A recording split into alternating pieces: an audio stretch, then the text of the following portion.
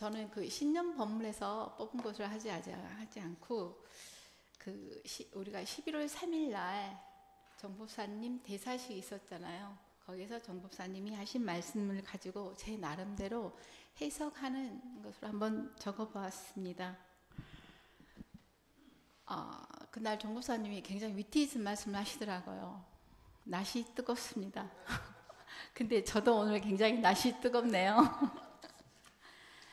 자, 마음을 하나로, 여기서 하나는 연결한다라는 의미랍니다. 연결하다.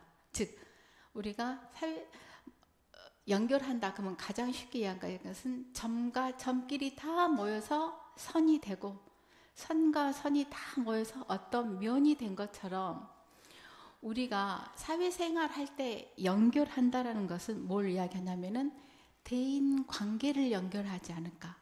대인 관계를 생각해 보게 되었습니다.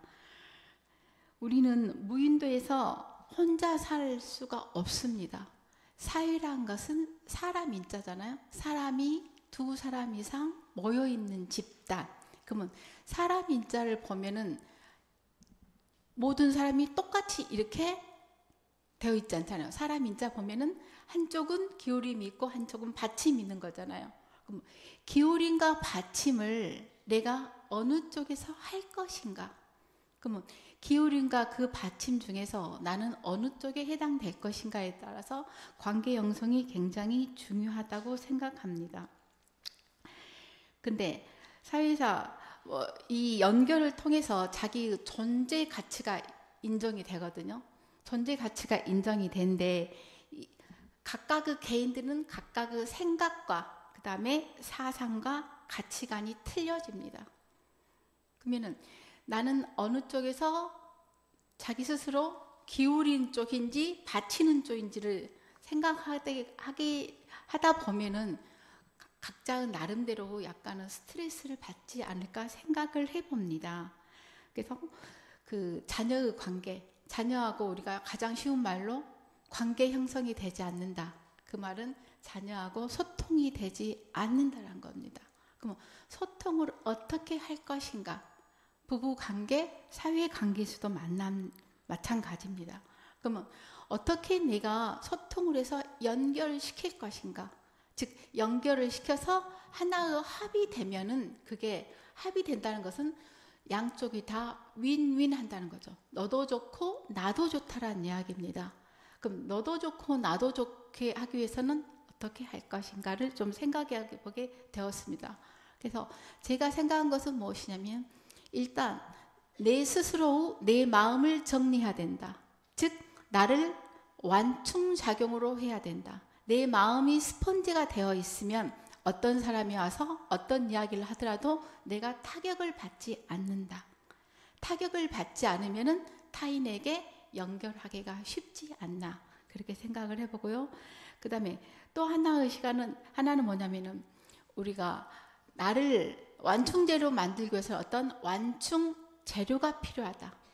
그러니까 즉 스트레스를 해소할 수 있는 방법, 나만의 스트레스를 해소할 수 있는 방법이 꼭 필요하지 않나 그렇게 생각을 해보고요. 그 다음에 세 번째로는 나는 내 시간을 정리할 수 있는 시간, 나만의 시간이 필요해요.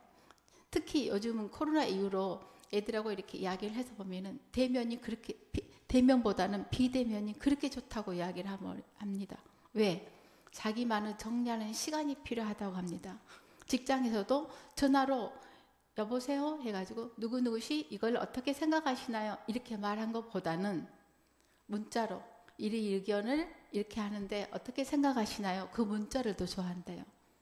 왜 그러냐 물어봤더니 내가 그 의견을 듣고 내가 생각하고 정리하고 완충할 수 있는 시간을 확보하고자 하는 것이죠. 그러면 사회가 변하고 있습니다. 우리는 다 라떼 하잖아요. 라떼는 어땠다, 옛날에는 어땠다. 근데 옛날 과거로서 우리가 살 수는 없는 거예요. 없고 현재의 변함에서 같이 살아야 되고 같이 움직여야 되기 때문에 조금 더 그런 것을 그 세대의 감각을 알아서 우리가 행동을 해보면은 연결이 즉 합이 쉬워지지 않을까 그렇게 생각을 해보고 있습니다. 사람은 누구나 다 내 의견이 직진으로 의견되길, 소통되기를 바랍니다. 다 직진의 길을 좋아합니다. 빨리 가니까요. 시간이 단축이 되니까요.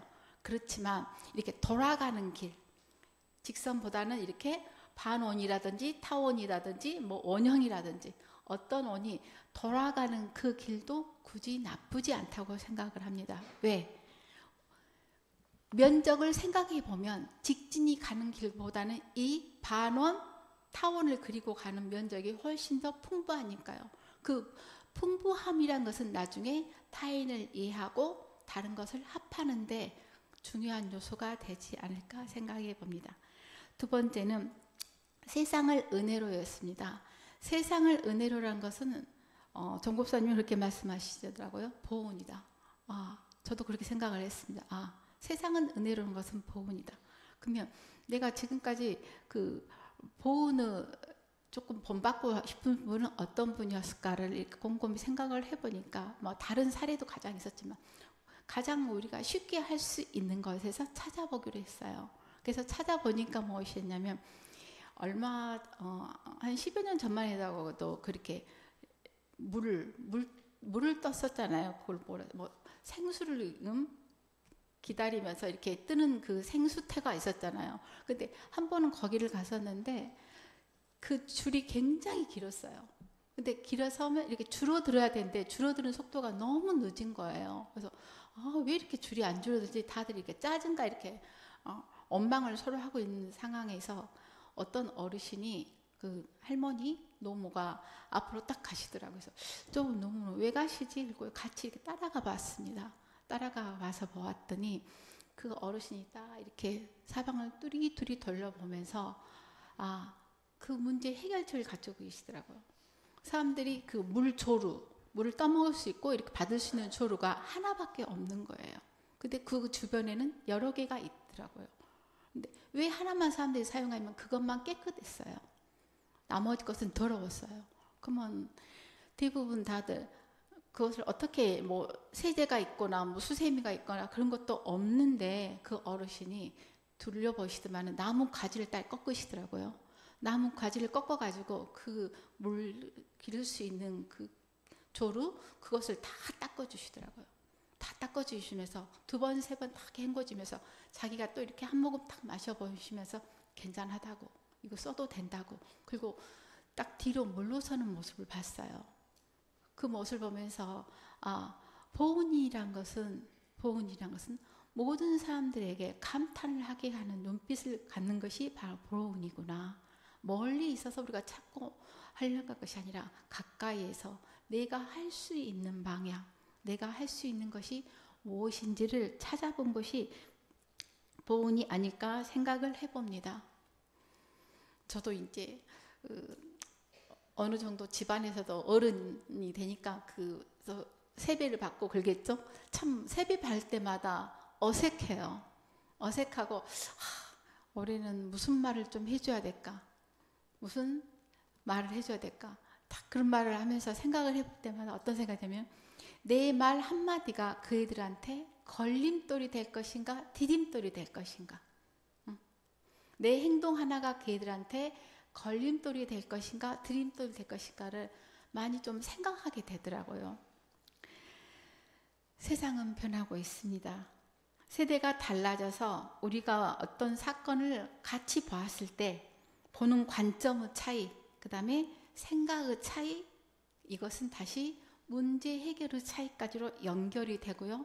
나중에는 관계 형성의 차이로 연결이 됩니다. 그러면 우리는 어떻게 해야 될 것인가?